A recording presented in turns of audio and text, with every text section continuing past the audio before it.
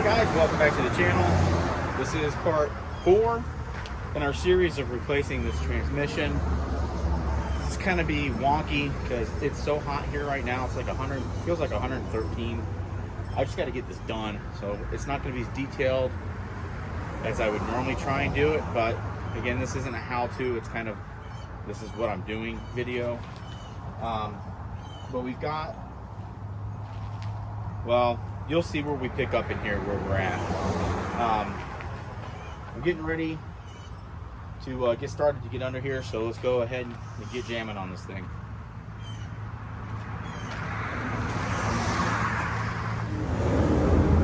Alright guys, so, boy, it's noisy. I didn't record getting this under here because, quite frankly, it was just an absolute 100% complete total nightmare. Everything that could go wrong has gone wrong thus far. So I've got the transmission kind of in place. I'm trying to jack it up now. You can see here we still got a ways to come up, and then I need to kind of level this thing a little more this way. The nice thing about this jack is that this will allow you to tilt down, up, and then this one over here will allow you to go left or right, side to side. So I gotta be honest, I don't know if I'm gonna be able to record all this or not, but I'm gonna continue to jack this thing up, see how high I can actually get it, and see whether I need to lower the truck or not. So I'm gonna go ahead and do that real quick, and then I'll come back and show you, getting this thing kind of fitted in and bolted up. All right guys, so you can see we kind of got it lined up. I don't know if you can really see, but let's see if I can get it in here. So our bottom bolts are about lined up, and I'm going to continue to kind of just wiggle that in.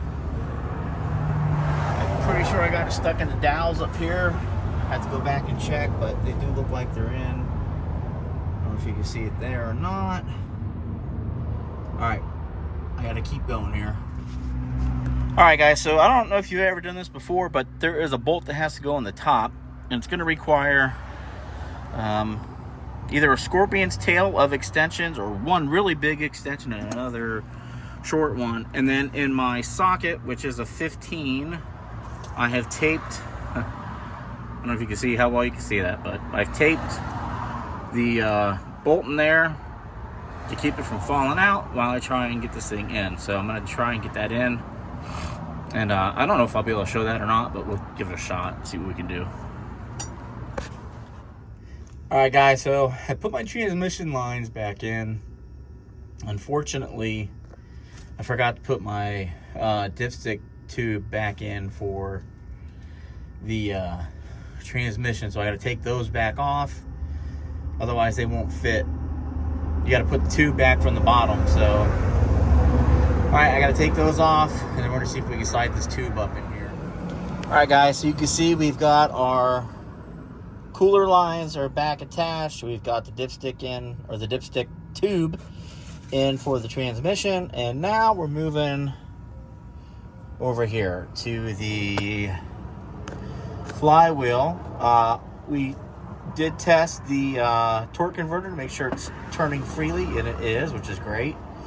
And now we're going to go ahead and what are we going to do here? Now we're going to go ahead and put our bolts in. And we talked about these in the previous video. They have these like hex drive, or they're like a 15. So I think we're going to try and use a 15 on these. And then we got to put some blue Loctite on here. Okay guys, so we got the starter back in, and I don't know if you can see it in there or not, but up in there, in the glare of the light, is the last torque converter bolt that's in. Those are supposed to be torqued down to 46 pounds. And then we went around and torqued in all of our bell housing bolts. Those are 35 foot-pounds. Those are done. I still got to try and get that top one. I'm going to try really hard to do it, but we'll see what happens. Dipstick's back in, or the tube's back in. Next step is to get the Y pipes under here, and if we can get the Y pipes in, they connect up in here and over here. I don't know if I'm gonna be able to do that by myself or not, because it's kind of not an easy process. So we'll see what happens. So that's my next step.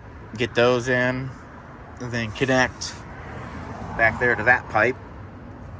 And then we got to put our tail mount on. And then we put our cross member in, hook up these last couple electrical connections, feed our vent tube up to the top, and then we're done. So keep going. All right, guys, so here's our Y pipe that's got to go in. So this gets the donut in there like that. And then that puts up in there, and then these slide up. And then they fall down. So that's going to be a challenge. This side just gets this washer in here. Just like that. And then they mount up. So, I think I'm going to take some tape and tape this up so it won't fall down. Let's see what happens. Alright, so that's next. Yay. Okay, so I tried the tape trick. It didn't work. It still fell down. So I've got it up here. I didn't record me getting it in, which I probably should have, because it was quite acrobatic. For a fat guy, I could still pretty flexible. So they're up. They're not tightened down. So that's what I'm going to work on now, is getting those snugged up. And then we got to do that pipe there. So let's get this done. Okay, got them all snugged up, all tight. All right, so next, that darn thing. All right, guys, so we now have our Y pipe connected back to the tailpipe, and I don't know whoever did this before me, but they used one set is a 14 and the other set is a 15. So I don't know why they did that, but they did. So that's done. I tightened up all of my pan bolts, which is what caused my previous transmission to blow up in here, because it got loose and blew the gasket out. So we tightened that down.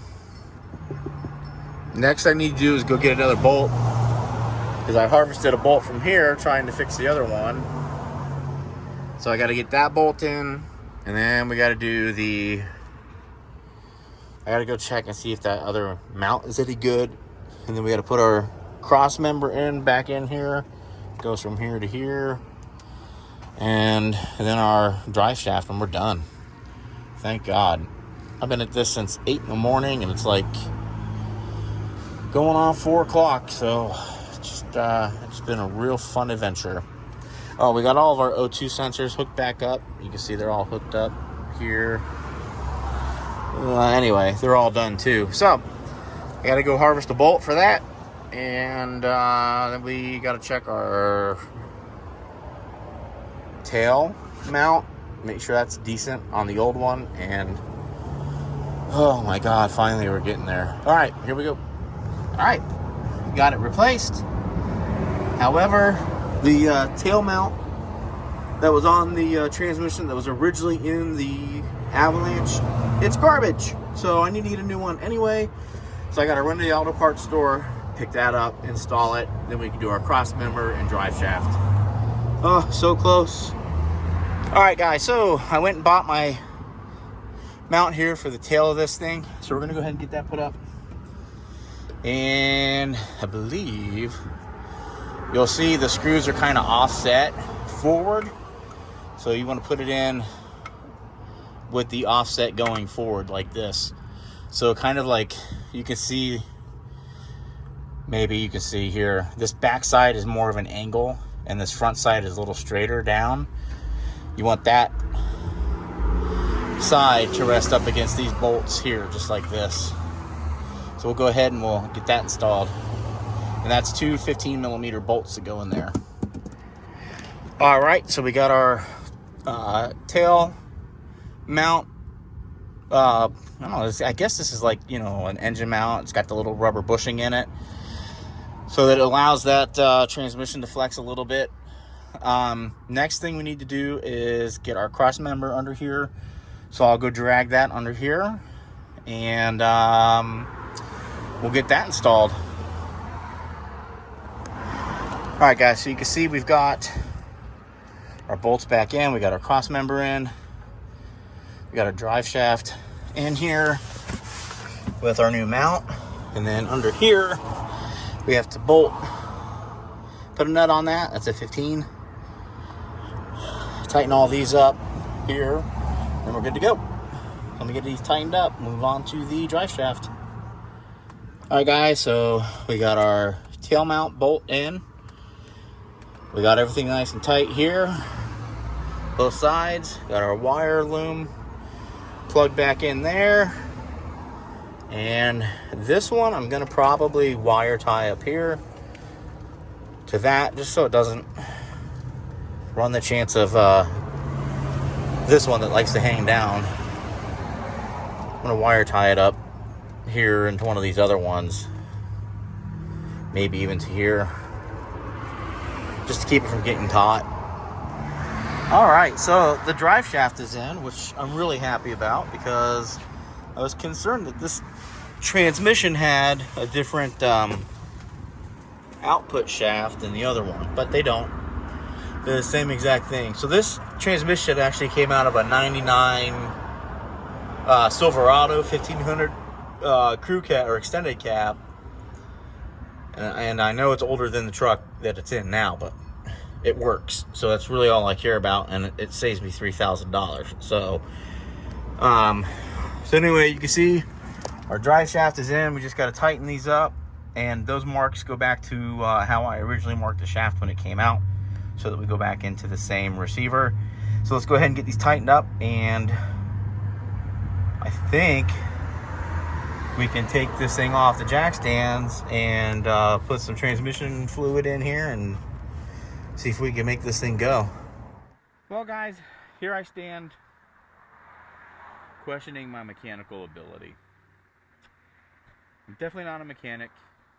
However, I have always felt that I'm mechanically inclined, and usually everything I do turns out decent. I mean, I've had a couple failures here and there, but this was the biggest failure yet. As you can see, it's off the jack stands. We got the transmission in. Ran it around the block. It seemed fine. It was shifting through the gears correctly. It downshifted correctly. Took it out here on the racetrack, and I didn't get on it. And I wasn't beating on it. Just got it up to 45. Trail of transmission fluid flying out behind me. So I don't know what it is. I'm assuming a gasket or a seal went out in the transmission, which I was kind of afraid might happen, because honestly, it's an old transmission. It's been sitting in my shed for, I don't know, probably 5 years. I probably should have pulled the oil pan off and looked at it and seen how bad it was really, but you know, sometimes it's just the way it is. But anyway, I don't really know what I'm going to do at this point.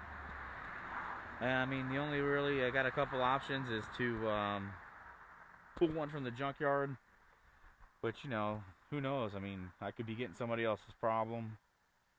I can buy a rebuilt for like $1,500, or I can have someone else do it for $4 grand. So I don't really know where I'm at. I mean, the vehicle really is only worth maybe $4,000, and it's kind of in crappy, you know, the paint is in crappy condition, the dashboard is cracked to hell, and the front driver's seat's all tore up. So, you know, it's got its issues. It's got electrical issues, which is common with the 05s.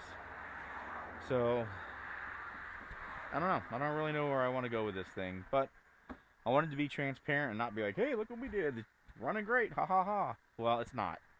The transmission blew up. So kind of stinks, but it is what it is. You know, you live and learn. You know, not everything is a win. So sometimes you got to go back to the drawing board and figure it out. And that's what we're doing. So we're going to figure it out from here. And once I come up with a plan, I'll update you. But as it stands right now, it's the end of the video. It's the end of the series. It's the end of the transmission. So we'll see what happens going forward. But guys, thanks for checking me out here on part 4 of the replacement on this thing. Yes, I checked everything. I torqued everything out correctly. That all was right. Everything was good. The torque converter was spinning freely before it was mounted up. So everything appeared correct as far as I could tell. It's just something internal went. So I really don't know. But anyway, guys, thanks for checking out part 4. Thanks for checking us out again here on Graybeard Garage.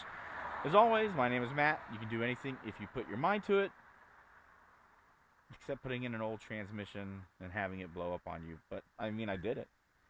We'll see you here next time, guys. Take care.